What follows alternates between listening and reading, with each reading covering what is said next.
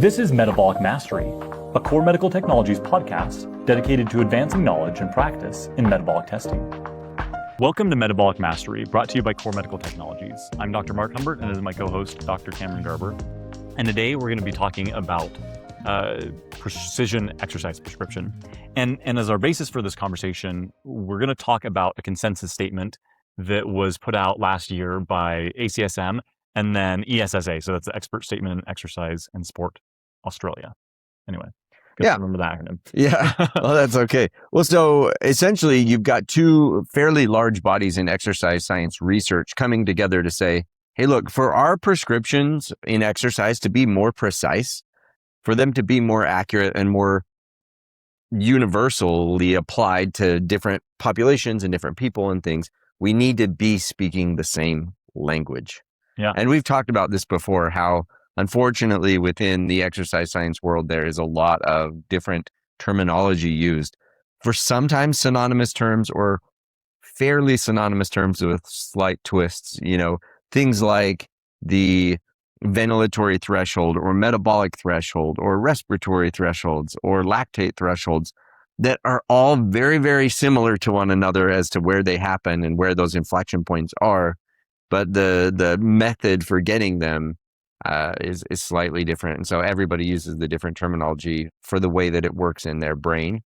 And they're saying, no, we need to have a consensus so that we're all essentially speaking the same language. And it's going to make our exercise prescriptions better because we can better understand what other people are saying and things. Yeah. Well, so I just think of this. There was like a recent Twitter fight that I heard about.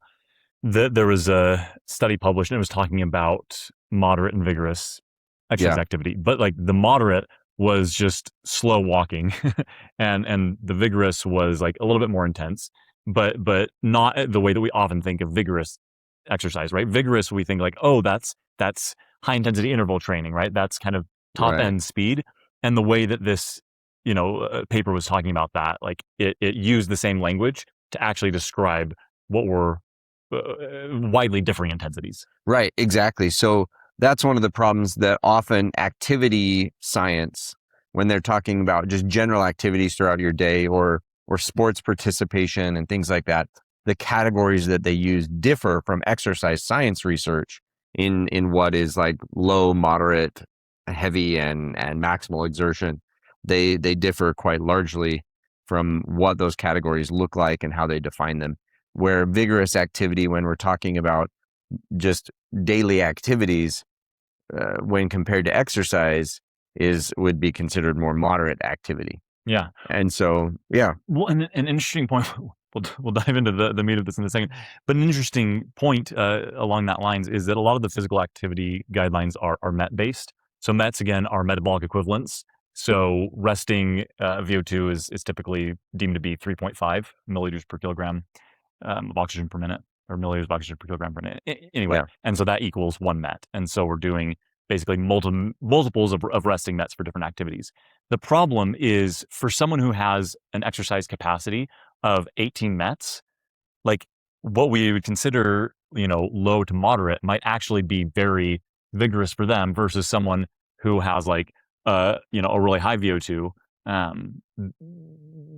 It's just a much lower relative percentage of their capacity. Right. And so we can be having different training effects or different metabolic stress using the same, relative intensity. Right.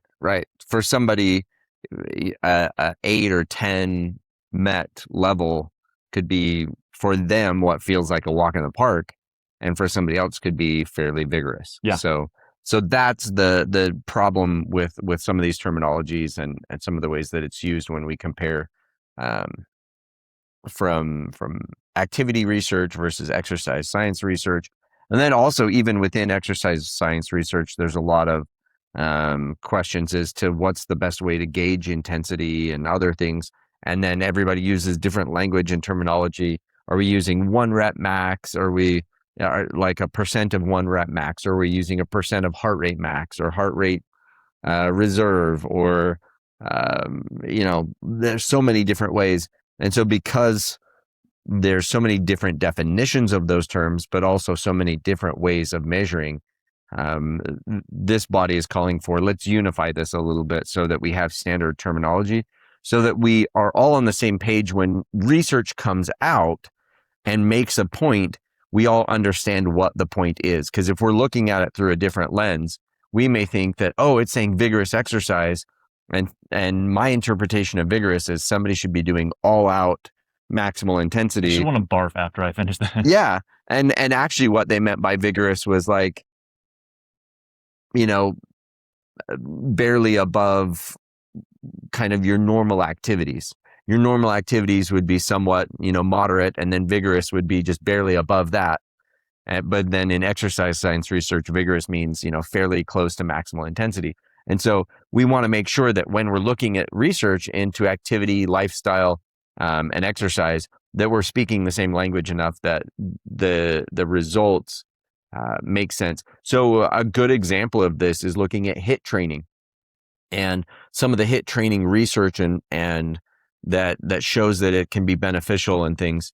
But what the intensity level looks like in HIIT can vary widely from research article to research article. The HIIT isn't that high intensity, especially in the activity research.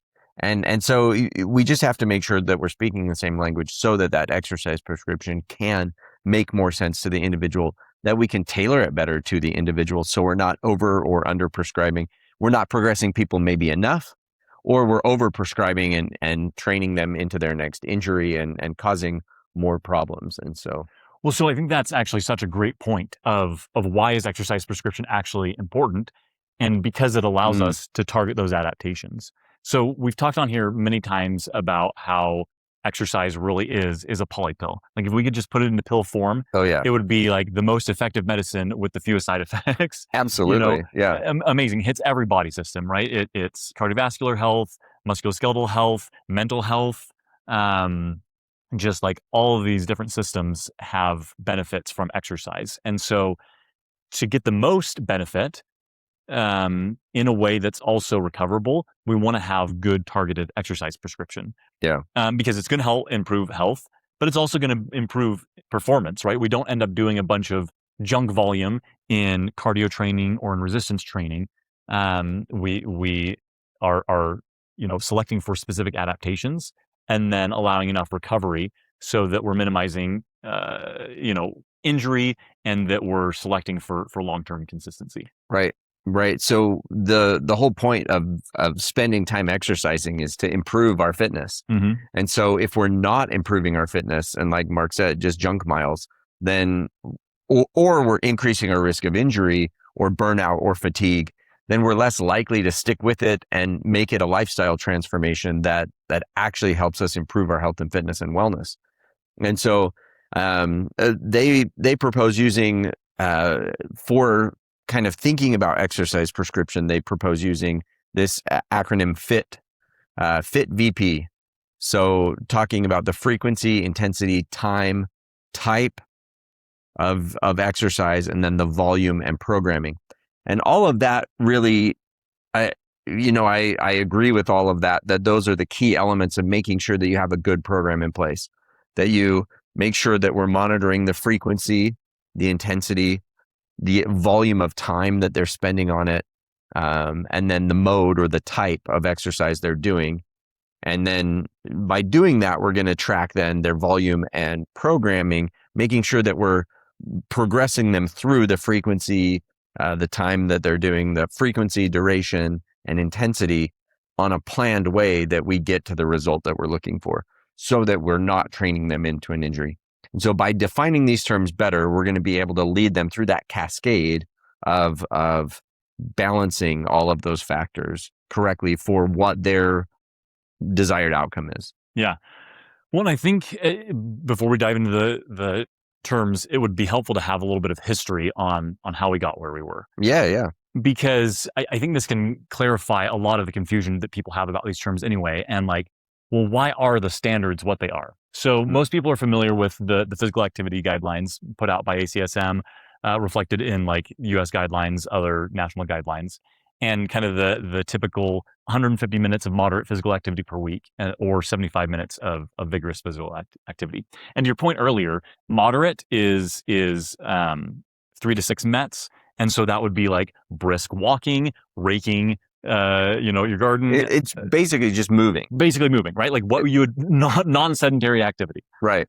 And then vigorous is a little bit higher, but doesn't necessarily, like it's 6 to 9 plus. Right. And so it doesn't have necessarily like an end cap. And so it can be things like, running a 10-minute mile or swimming laps, something that's, again, a little bit more vigorous than daily activity. Or playing a sport or activity, playing a game or sport or activity that just makes you move more than daily activities. Yeah. And so it was primarily based on what is the minimum effective volume to give reductions in mortality risk at a population level, right? So basically that recommendation of 150 minutes per week or 75 minutes of vigorous, what they also equate to MET minutes. So that's the metabolic equivalent of the activity times how many minutes you do that, between like 500 and 1,000 a week. And so what we found is that below that level, risk for mortality, disease, things like that increased. And then above that, it progressively improved. And that like the most improvement was from like no activity to, that kind of minimal level. Well, but we talk a lot about this, about surviving versus thriving. This recommendation of the 150 minutes or 75 minutes of vigorous is actually just to maintain your current health. And when I always say maintenance is a lie, if we're just kind of doing the baseline to maintain, we're still going to then suffer the effects of aging and all of these other things. This is just to get you back to normal amount of risk so that your risk isn't increased. The 150 minutes does not have a protective effect necessarily. It's just reducing you back to normal amount of risk. Yeah. Whereas above that 150, when we get closer to, 3 hours of activity a week, now we're getting much more of a protective effect to our health and wellness and things. And so we got to be careful too with the minimums are not always as protective or as helpful. It's a good place to start, a good goal to achieve and attain, and then continue to progress from there. As you like to say, survival versus thrival. Versus thrival. We want to be in thrival. But I think this is an important conversation. So there's a study that I really like. I'm totally going to butcher the name. I think it's Greek. Kokinos? I don't know. Anyway, 2022 put out some guidelines looking at risk compared to cardiorespiratory fitness.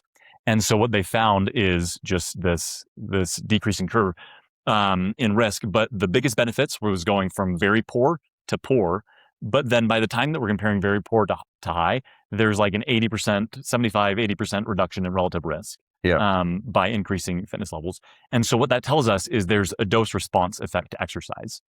What I mean by dose response is like there is the higher the dose, like the more response you get, but it's not linear. It's right? not linear. Yeah. So it's like if I increase the dose by 50%, it doesn't necessarily mean I have 50% improvement.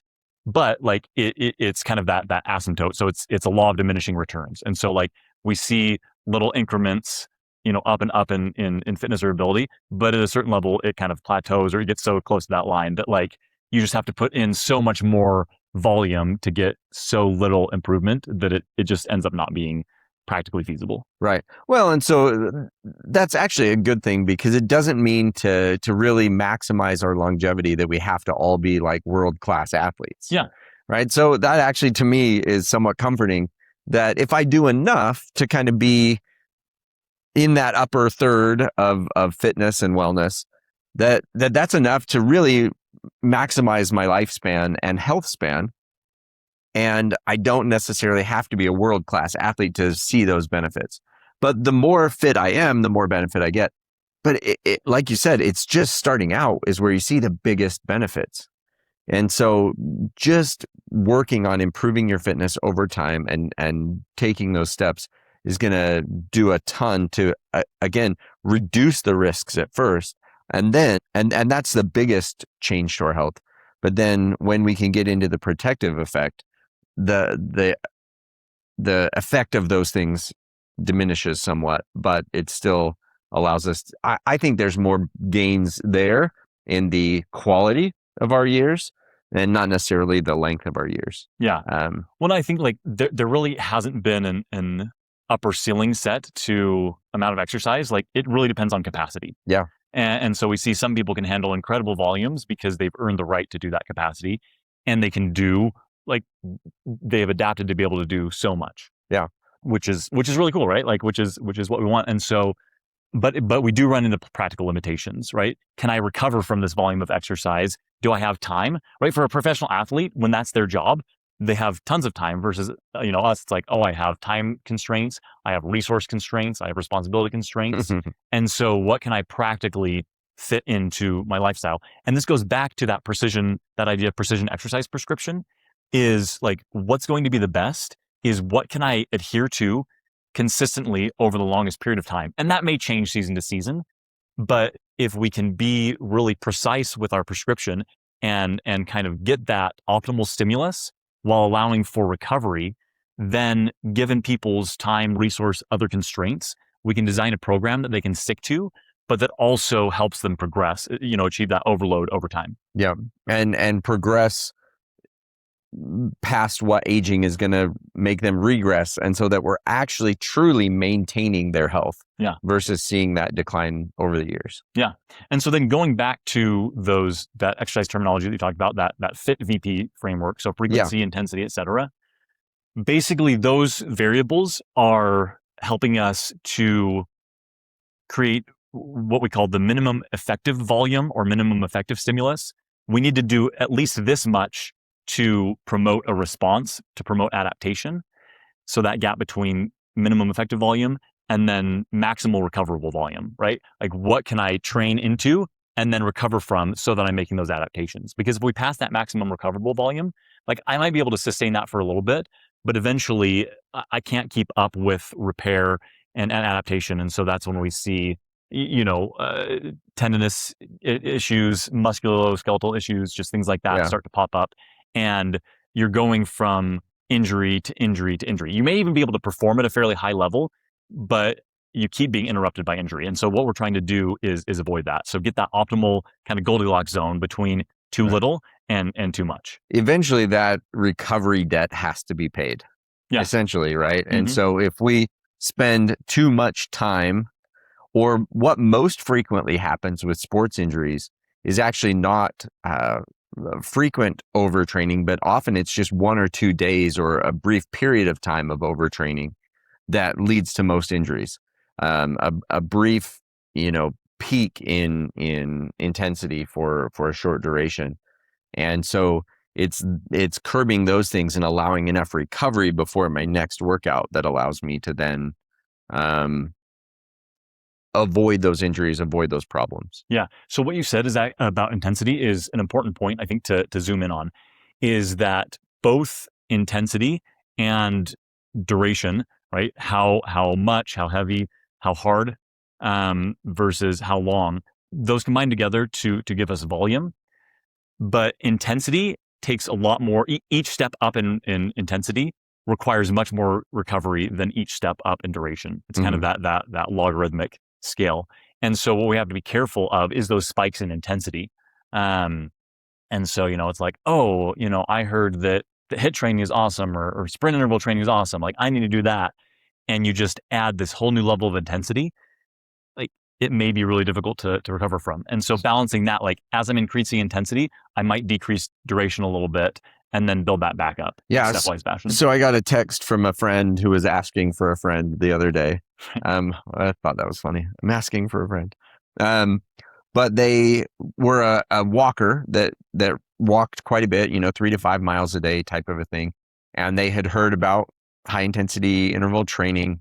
And so they went and ran a bunch of sprint intervals while still doing the same volume, still walking that 5 miles plus adding sprint intervals into it.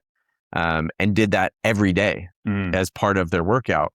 And they're like, but I built my body up with the walking, but it's that high intensity that their body wasn't used to. And so it's building that up slowly, the ability to handle those higher intensity intervals. And so that's something where you start slow and build slowly. Eventually, I'm a big believer in the 80-20 training mentality with our cardiovascular fitness of 80% slow, steady, zone 2, cruising along, and 20% zone 4, 5, really high intensity. But there's always this caveat of 80-20 is awesome. We should balance our total kind of workout within the week or with any time period that we look at, any snapshot should be balanced about 80-20.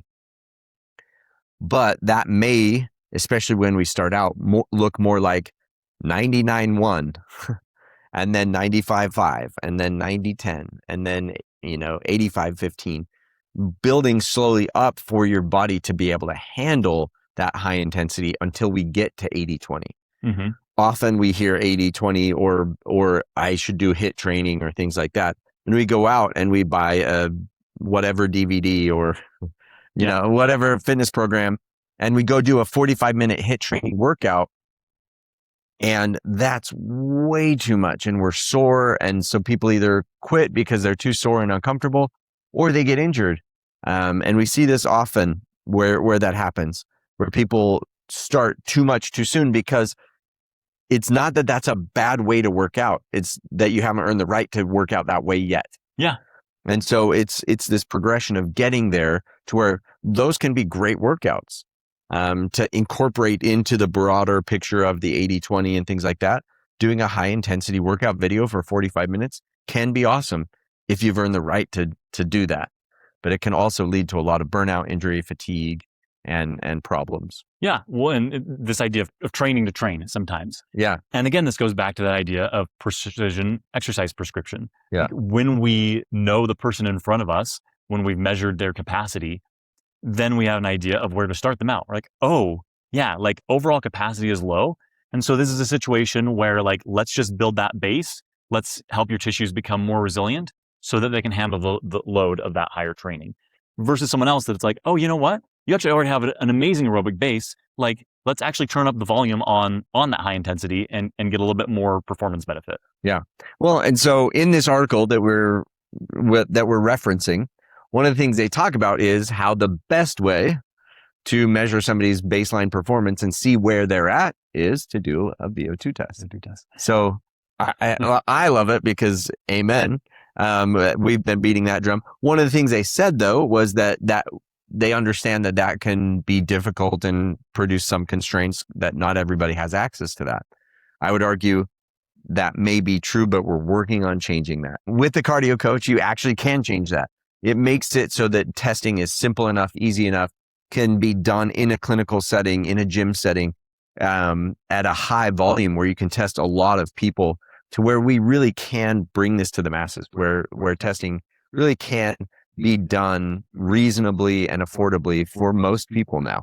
Yeah. And so that's part of my mission, is to get this into everybody's living room type of a thing, where everybody has a chance to get this test done, see where their numbers are at, and make the right exercise prescription for that individual. Right. Well, and so this goes back to what we talked about earlier about exercise recommendations based on population averages. Great for public health. What they're doing again is finding that minimum effective volume. And so that might not be super effective for people on that are outliers on that high end of the tail that already have high fitness. That may be too much for people that are on the really low end of fitness. But for 96% of the population, that actually works really well and gives them minimal stimulus. And so population health, amazing. And that epidemiological research has been so foundational and so essential for helping to at least show people the minimum of what I need to do to get healthier.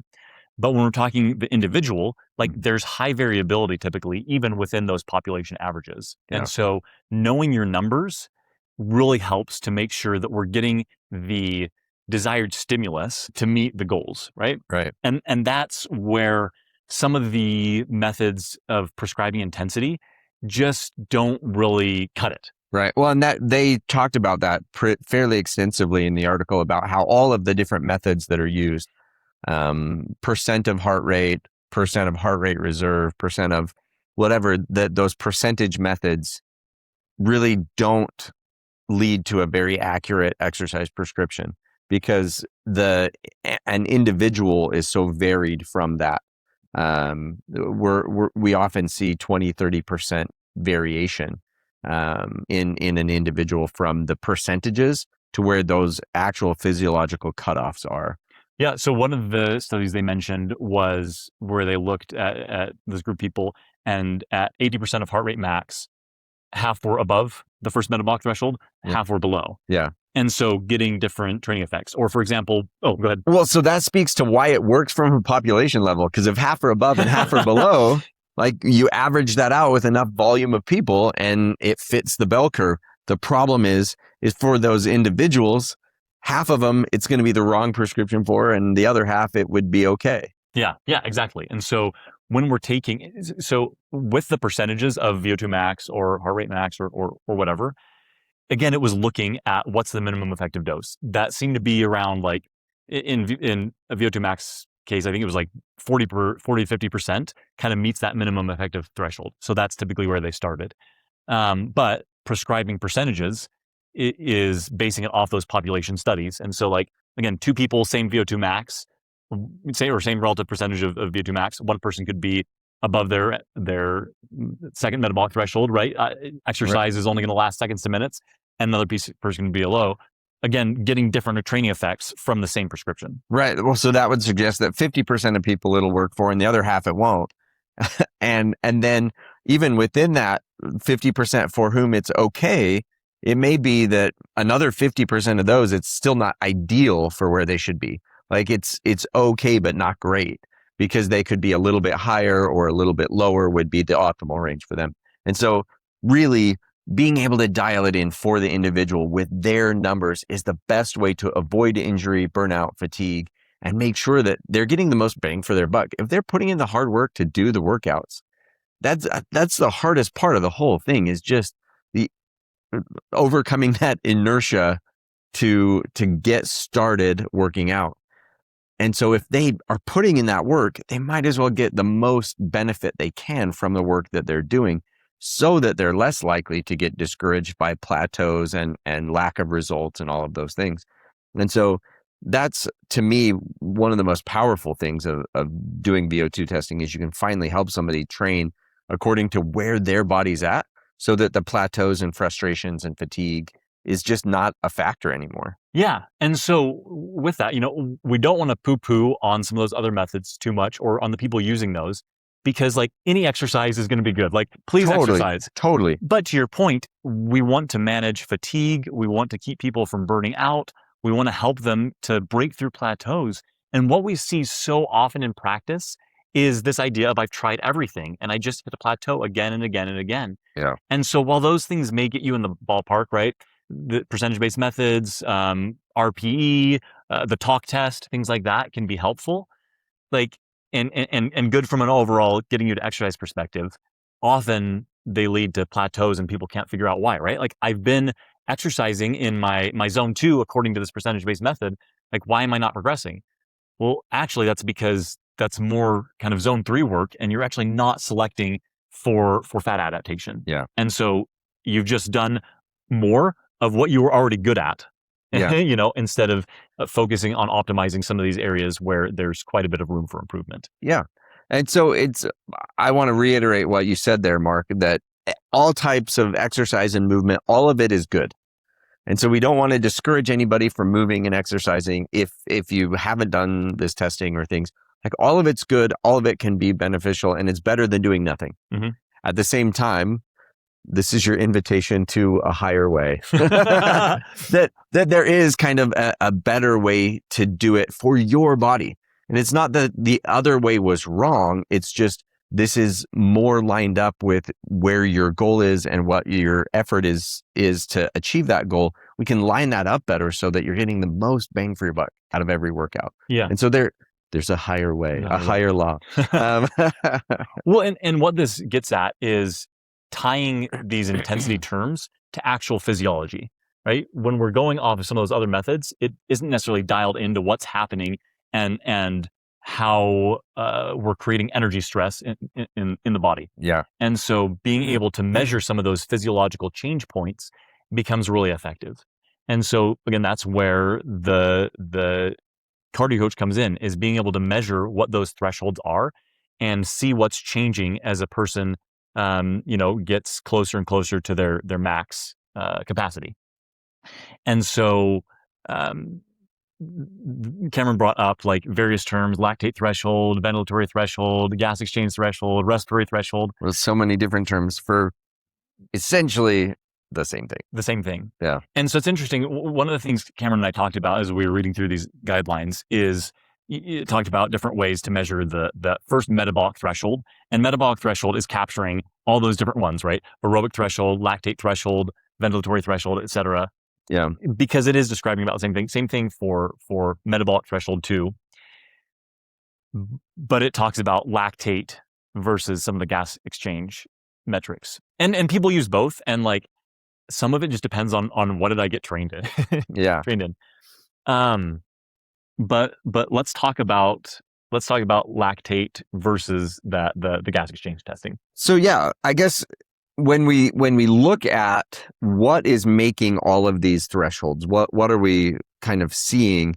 It's basically the point, the first threshold, whatever term we want to use for it. It's basically all of the same thing is happening in the body that's triggering all of these things. So it's just basically how we're looking at it. Are we looking at oxygen consumption? Are we looking at ventilation? So volume of air being moved? Are we looking at lactate being produced? Are we looking, what else am I missing? There's a million different ways to what to look substrate at, am I using? Yeah, what substrate am I using? When is CO2 starting to be produced more? Which the VO2 and substrate is basically VO2 and CO2 being produced is what. So they're just a bunch of different ways of looking at the same thing. When I start exercising more and I get to this point where I start having to breathe harder to be able to keep up with the exercise, that's essentially ventilatory threshold 1.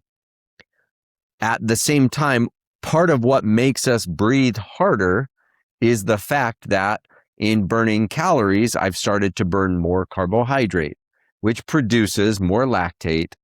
And the burning of more carbohydrate creates more H+ ions that make my blood acidic. So I have to breathe harder to blow off more of that carbon dioxide and also to get more oxygen in. So no matter how we look at it with each of these, 6 different methods I think we just talked about, they're basically all a reflection of the same physiological process that's happening. And so it's interesting because we all debate on which way we're going to look at it. And we're looking at different graphs to get that inflection point. But if we were to overlay all of these graphs, and Mark did this once and it was so messy, but because there was just so many lines, but we overlaid them and it's like, they're all happening at the same time, basically. Yeah. And so we use these different things and it becomes just semantics. And I think that's basically what they're saying in the article is like, look, all of these different ways are essentially describing the same thing. So let's make a unified way of talking about it so that we're not speaking over each other and things. And then with VT2, essentially, again, we're looking at that same thing of when does lactate accumulation start to just take off and we can't keep up. But also carbon, the anaerobic threshold, which we're not necessarily using anaerobic metabolism. I mean, that's a whole rabbit hole that we talked about a couple weeks ago. But it's again, essentially looking at the same idea of we've reached a point that we're kind of nearing the end of exercise because we just can't physiologically keep up for much longer. Yeah. And so it's defined by a couple different ways. And there's a little bit more variability in how people describe ventilatory threshold 2 or lactate threshold 2 or respiratory threshold 2 or whatever. There's a little bit more variability in where that hits. And I think part of that is It's multifaceted, I guess. There's a lot of different reasons, but you're still talking a very narrow window, typically of a few beats per minute difference between those different ways of looking at it. So from a functional standpoint, when I'm thinking about it from an exercise prescription standpoint, it's really not a big difference, and typically is a just go really hard. Yeah. For that higher intensity training, just push as hard as you can sustain for the amount of time that you're trying to sustain that for. Yeah. Well, and I think one thing is looking at heart rate zones, right? Mm-hmm. It's not that like you're just at the specific number, and once you're out of that specific number, you're out of the zone. You're no longer getting the benefit of fat burning. Yeah. The adaptations occur across the range, and like not completely arbitrarily, but somewhat arbitrarily, we've said like this is the cutoff for zone 1, for zone 2, zone 3, zone 4, right? Like we're tying it to metabolic events, but we recognize that adaptations occur along a spectrum, and as soon as you pass out of zone 1, that doesn't mean we don't get any more zone 1 benefits. Or as soon as I pass out of zone 2, I don't get any more zone 2 benefits. Yeah, it's a spectrum, and those spectrums overlap somewhat. But what we're trying to do is within that spectrum, like within that zone, is optimized for the specific adaptations of those zones. So even though there is some overlap and it's kind of this continuous change, it is really like, okay, well, in this specific range, what are the primary adaptations that I'm targeting? And I'll also get some of these secondary and tertiary adaptations. Right. And sometimes it's how do I maximize the benefit of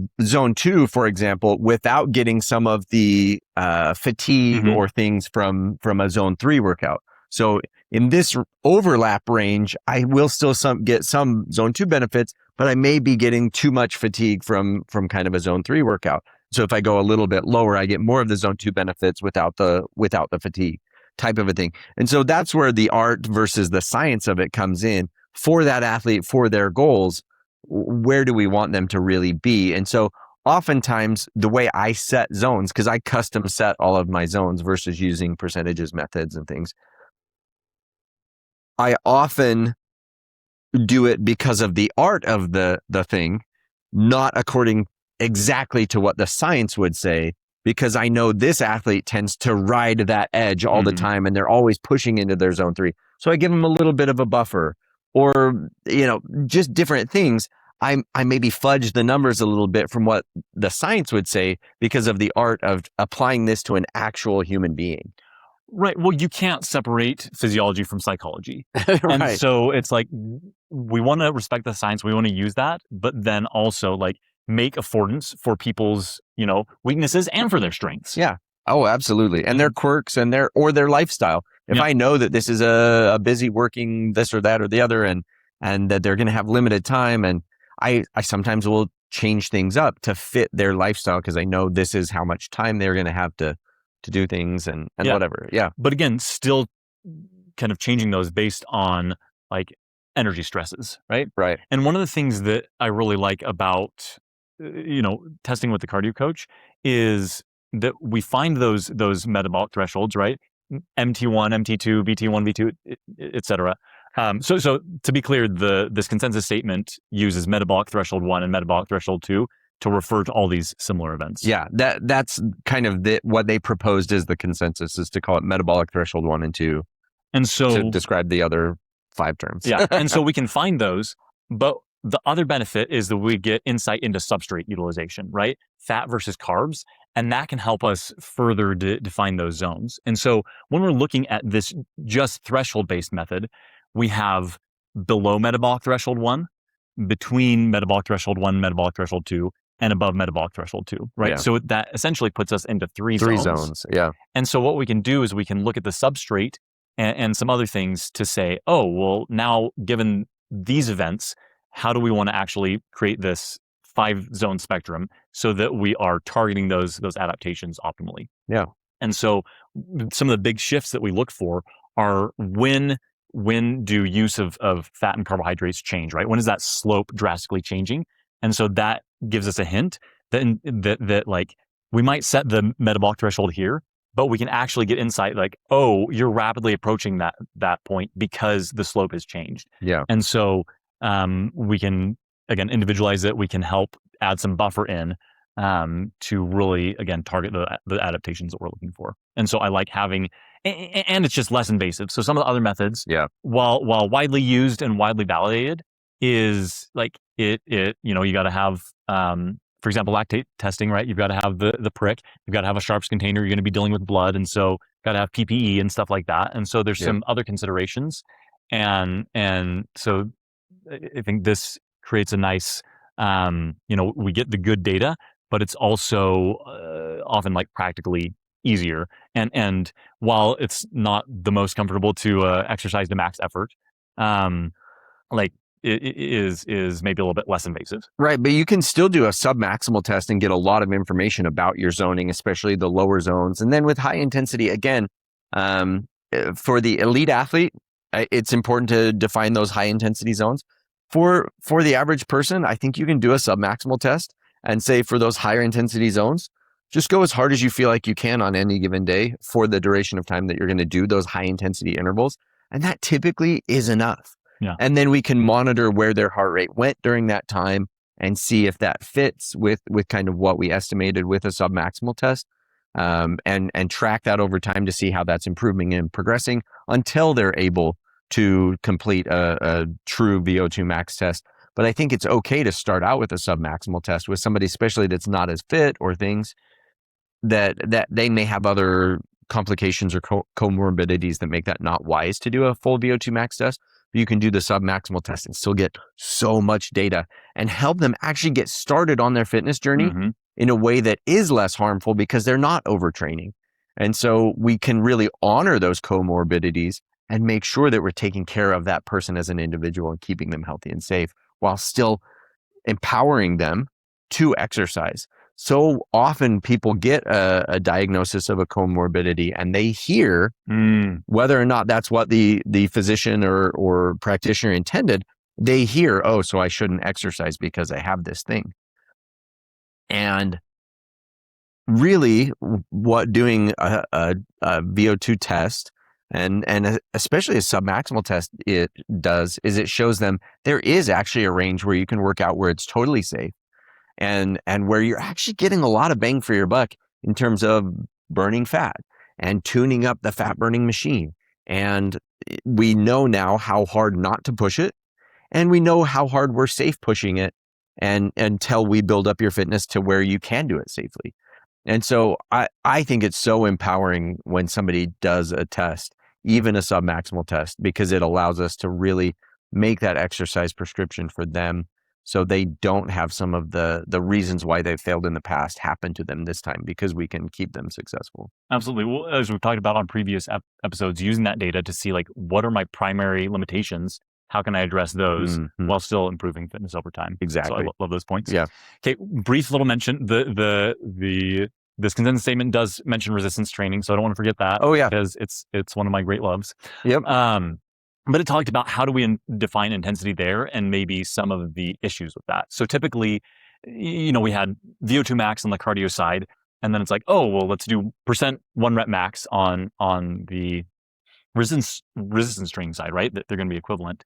And one of the problems is this conflates load with intensity. What do I mean by that? The closer and closer we get to fatigue in any resistance training exercise, the harder and harder that gets, the higher and higher intensity. And so I could reach, muscular failure in, with a 5 rep max, right? Or a 1 rep max. But I could also reach that with a 20 rep max. So by the time I do 20 repetitions, I failed. It's similarly hard. And so while, that 20 rep max might have been a pretty low or moderate intensity in the beginning reps, as I approach the end, it increases in intensity. And so it may not always be the best measure of like how intensely am I working out. And then also, some people like % 1 rep max for people that are untrained, that are unfamiliar with weightlifting, like may be more likely to get them injured. And so that's where it's like, oh, as we test you, like maybe we're looking at a 5 rep max or 10 rep max, and then beginning to use that. But looking at that when we when we're looking at strength, we're looking at a couple domains with resistance training. Strength includes how much force can I produce, but it also includes a skill component.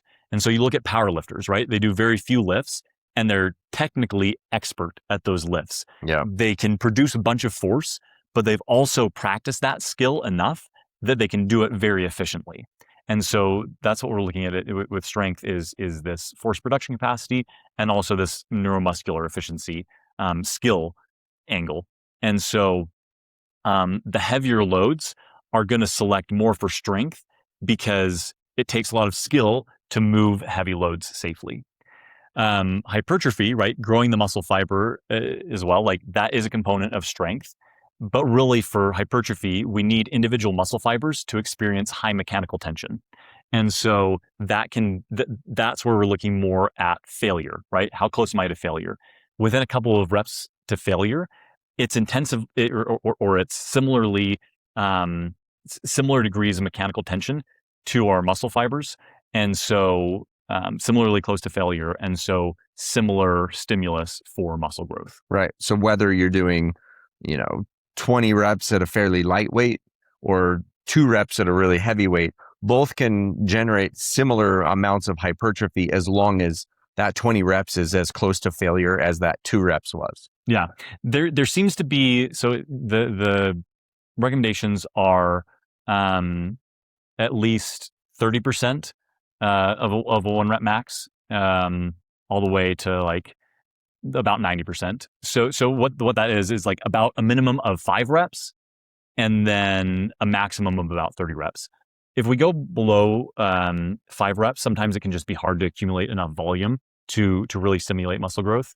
And then above 30 reps, like that just makes workouts crazy long and the stimulus doesn't seem to be quite as good. I won't get into this. So blood flow restriction training, you can drop a little bit lower and get similar increases. But anyway, the idea is that we just need a sufficient stimulus on those muscles. But whether we do, again, like you said, high rep, low load, or high load, low rep, or some combination of the two, both of those can drive increases in muscle growth over time. Yeah. Okay. Sorry, that was important because the strength training aspect of it is really, really important. Equally important to our cardiovascular training. I think I always say that strength training is the fountain of youth. It's what helps us feel younger, move better. Essentially, it preserves our quality of our life. And then our cardiovascular is what lengthens our life. Our cardiovascular training is what helps us live longer and healthier. And so that combination of the more fit and the more healthy helps us live that high quality of life for a long period of time. Absolutely. Well, and if I don't have enough cardio capacity, then I'm not even going to be able to make it through a good strength training workout because I'll be so exhausted. Right. And if I don't have good strength and tissue resilience from strength training, then I'm probably going to be more likely to get injured in my runs. And so we don't want to eschew either. It's combining all the different modes, right? Strength training and, higher intensity training and then lower intensity training, like all of those are really going to optimize for health and for performance over the long term. Yeah. Where I would like to see exercise or strength training research go is to see if there is an 80-20 balance that would be optimal for more higher rep, lower load 80% of the time, and then slow, heavy, low rep 20% of the time. If I have no idea, but I kind of suspect that something like that would actually be optimal for maintaining a good balance of time under tension with like the heavier load to get optimal growth and things like that. I think there is probably something to that, but I don't know. I'd love to see that be researched more. To that point, right? Again, like heavier loads are nicer for strength, but they can be a little bit harder on joints, right? And things like that. Yeah, things like that versus some of the lighter intensity. And so having a mix of those can actually be nice to make sure that we're recovering well. Right. Okay, so now let's get into the proposed definitions of intensity that this article gives, because I think this is a great way to think about things. And so there's a figure in there, it's figure 3 in there, and I'm just going to kind of read through this to give us an idea. And so first it goes through the physical activity terminology. So we have very light, light, moderate, vigorous, and near to max or very vigorous, high, right? All different definitions. Exercise science domains. So we've got 5 different ones in terms of physical activity terminology. In exercise domains, there's 4. So moderate, heavy, severe, and extreme domains. So now we're already confused because they use different terms. Yep, exactly. And so what this one is doing is across the board for intensity, they have 5 different groups. So it's very low, low, moderate, high, and very high. And in this schema, they have very low and low are below metabolic threshold 1. Moderate is metabolic threshold 1 to metabolic threshold 2. High is metabolic threshold 2 to VO2 max. And then very high is above VO2 max efforts. And so it also links this with rating of perceived exertion and does the same 5 or similar 5 categories. And so very low, low, moderate, high, and very hard. Sorry. The RPE categories are very easy, somewhat hard, and very hard. And so they match. So for cardio exercise, I personally wish they would just use the same terms. Instead of very easy, just keep it at very low difficulty effort or whatever. Moderately hard. Yeah, I wish they would unify that and just keep it all at that same very low, low, moderate, high, and very high. 100%. And just instead of maybe high and very high, it'd be hard and very hard. Very hard. Yeah. But anyway, sorry. No. I think good. Well, and this is one of the things just that to actually simplify it as much as possible. Well, this is one of the things I actually really appreciated about this consensus statement is at the end, they said like, here's our proposed terms, but like we invite conversation, right? We invite some pushback. We expect that this will not immediately be accepted from everyone, but it's a step in the direction of unifying terminology and being able to speak the same language. And I just really appreciated that humility from them. Like, hey, these are our best efforts to really give a good consensus, but like maybe there's better ways to do it. But the way that we're going to find out is through having these conversations. Yeah. I like it too. And the nice thing is that whether this is aerobic, whether this is cardiovascular exercise or resistance training, it's using the same terminology. Terminology. And so meaning that we can speak the same language, whether we're talking about this type of exercise or this type of exercise. Which is so helpful. So helpful. Anyway, great statement to check out. We'll link it in the description and everything. Yeah. But again, this goes back to now that I have these different intensity definitions, now that I have an understanding of some of these thresholds, how am I going to prescribe exercise? And so we talked about metabolic threshold 1, metabolic threshold 2, and then that splits us into 3 groups. And so for some people, like that is sufficient. And some people will end up going with those definitions and perhaps only using 3 training zones. As we talked about before, with the VO2 and VCO2 data that you get with the cardio coach, we can look into how your body is using substrate. And so we can still pay attention to those metabolic thresholds. But when are we seeing those shifts in efficiency, right? I'm using a ton of fat. Oh, now I kind of drop below that 50-50 fat level. Oh man, now I'm really dropping to hardly using any fat at all. And this is telling us about my transition between the predominance of different energy systems. Am I oxidizing a lot of fat? Am I oxidizing a mix of fat and carbohydrate? Am I oxidizing more and more carbohydrate? Am I really just relying on that quick energy, stored ATP, the creatine phosphate? And again, we're always using a blend of all 3 of those energy systems, but what system is going to predominate in each of these zones? And that's really what we're looking to do with the different thresholds. And so one way to look at it is how do I want to prescribe intensity below metabolic threshold 2? And how do I want to prescribe it above metabolic threshold 2? So heart rate and rating of perceived exertion can work actually really well together, right? We establish our heart rate zones, and then we have an idea of how intense that should feel in those ranges. And that's going to be more steady state exercise. What I mean by that is that we're not just super rapidly approaching exhaustion, right? We can kind of keep a steady clip and heart rate remains fairly stable at whatever speed that we're going at.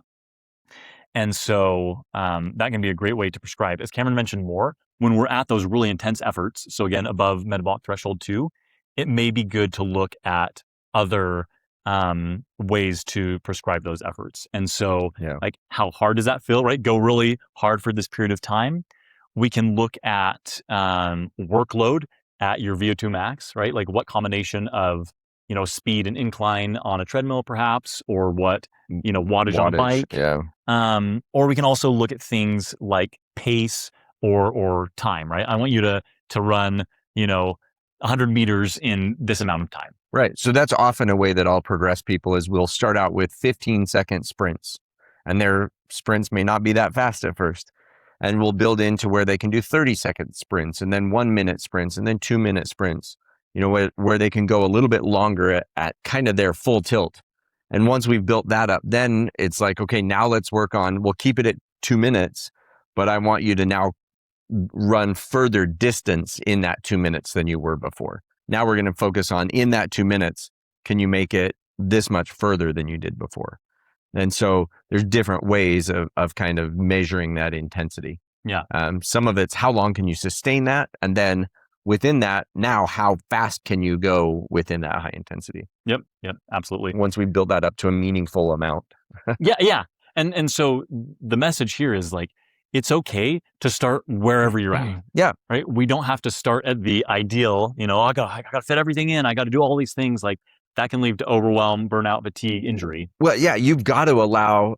So if you just started at 2-minute sprints and you'd never sprinted, I mean, those are the people that are tearing hamstrings in your beer league softball game or whatever, that go from not doing anything to a full dead sprint. So your sprints, your first few 15-second sprints may not look much like sprinting that you did back in high school or whatever. And that's okay. Mm-hmm. It's progressively building up what fast looks like for you. And so if your fast right now is really slow, that's okay. We'll get there eventually, but let's not get injured on the way there. Yeah. And so that's the idea is like, yeah, let's take our time to build up to that. And eventually your hard's going to be really hard. Yeah. But for now, we're going to build up to earning the right to be able to do that. Right. And we have time. There's this paradigm that I love. There's a book that Benjamin Hardy wrote called The Gap and the Gain. And I love this concept because it says like, what is my ideal, right? Like I can have my ideal on my eye on the ideal, right? This is where I want to get to, but I'm not constantly measuring my progress against that ideal. Oh man, like I just got to get there now, right? Oh man, I'm falling behind. Oh man, look at everyone else. We're actually, so that's what they call the gap, right? I'm just focusing on the gap between where I am and where I want to go. He says like, again, have goals, have your eye on an ideal, but let's look at the gain. So compared to where I was, where am I now, right? Like a couple months ago, I could barely walk to the mailbox and back. And now I can do that without even thinking about it. Right. And now, oh man, I've actually been able to jog where I hadn't jogged in 20 years. And so we just string together these small little wins, and that builds this positive cycle of upward momentum that helps us to be consistent, but also helps us progress and keeps us from getting down on ourselves that we're not yet at the ideal. Right. I always tell people to look backward instead of forward. Whenever we're pursuing a goal, look backward at where you've come from and how different you're doing things. So with weight loss, for example, often if you tell somebody, hey, look, with the type of weight loss we do in our clinic, I don't want you to lose more than 1 pound per week. Because statistically speaking, the likelihood of you keeping that off is almost zero if we lose more than 1 pound a week. And so but if I tell somebody that and they're like, so you're telling me in this 6 months or whatever, I'm only going to lose like 20, 25 pounds or whatever, or not 6 weeks, 6 months. I'm like, yeah.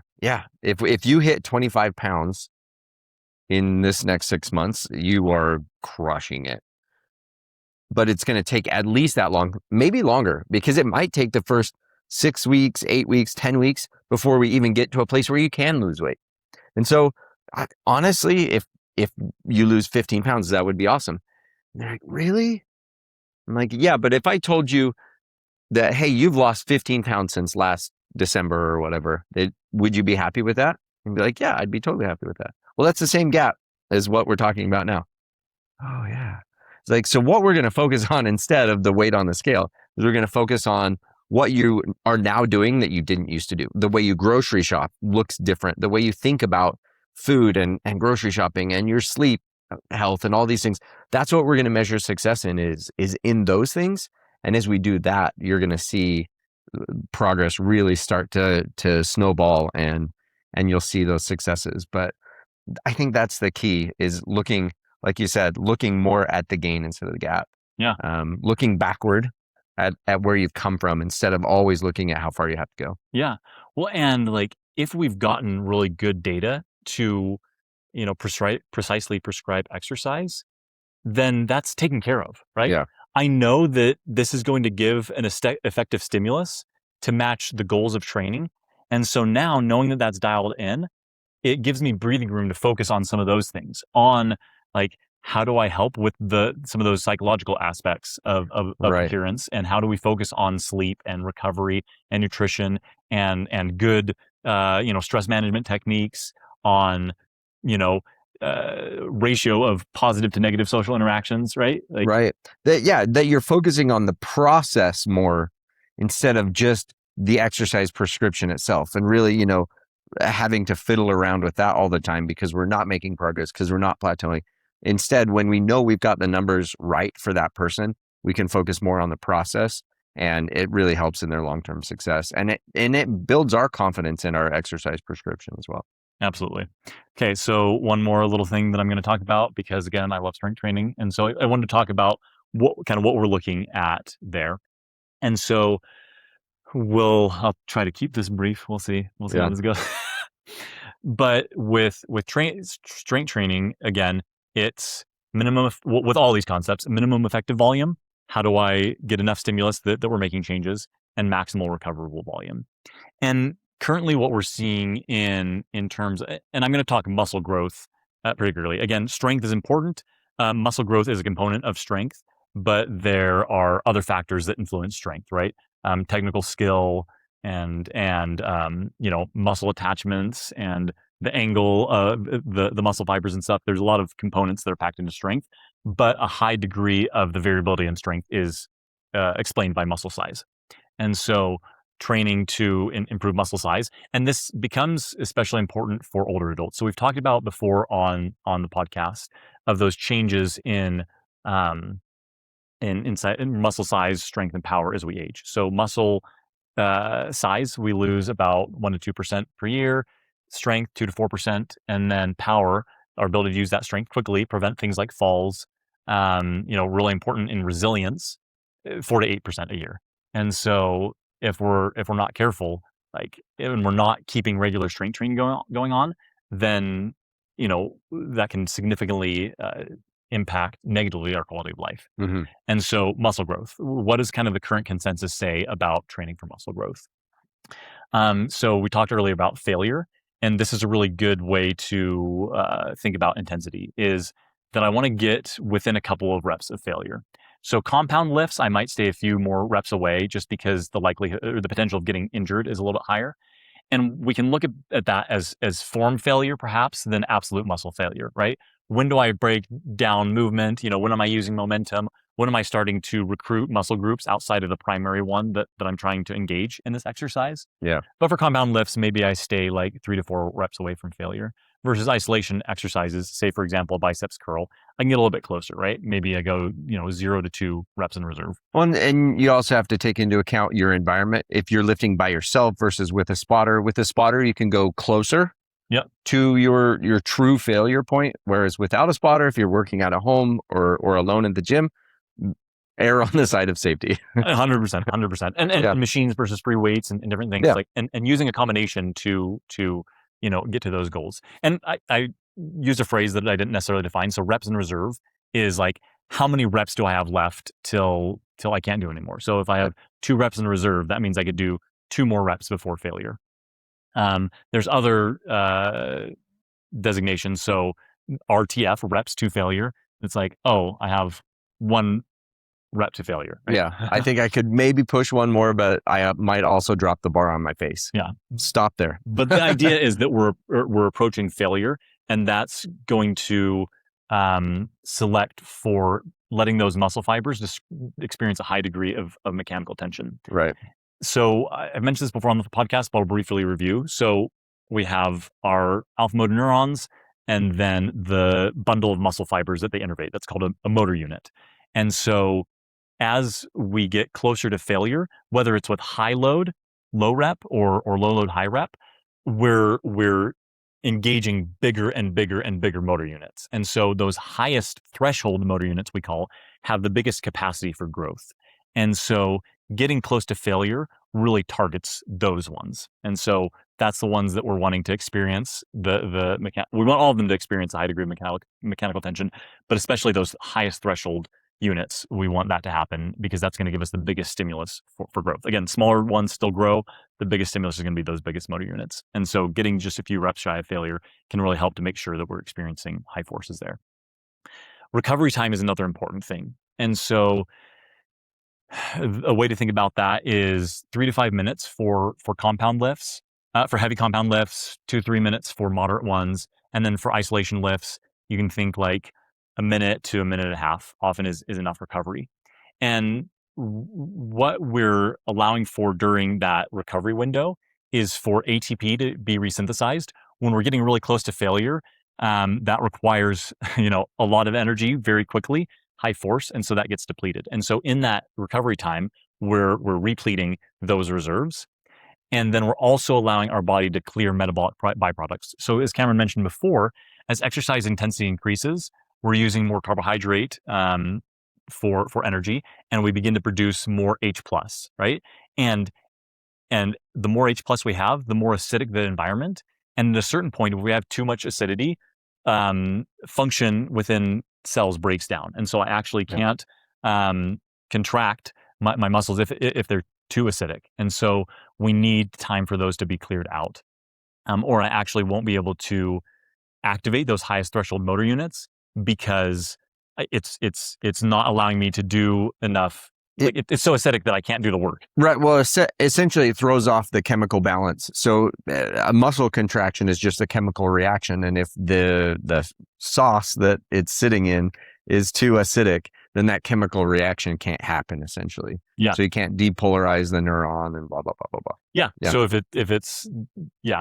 I can't contract the muscle or I don't have enough energy, right? So ATP is the energy currency of our cells. If I don't have enough of that, then I also can't complete a contraction. Right. And so giving ourselves sufficient recovery time allows those metabolic byproducts to be removed, allows the energy currency to be resynthesized so that we can give high effort and so that we're actually ending due to that high mechanical tension versus metabolic fatigue, right? Yeah.